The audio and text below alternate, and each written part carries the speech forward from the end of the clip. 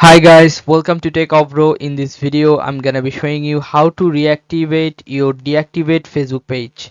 So let's go to your Facebook first. In your Facebook profile, you have to click on See More. Now scroll down, you'll find here Pages. Click on Pages, and then you can see your all of your pages, and this one is your deactivate pages. Okay, if you want to activate again, click on this Activate option, and then your Facebook will be activated. Sorry, Facebook page will be activated. Okay, so this is how you can reactivate a deactivate Facebook pages. So if you find this video helpful, then please give a thumbs up and don't forget to subscribe the channel. Thank you so much for watching the video.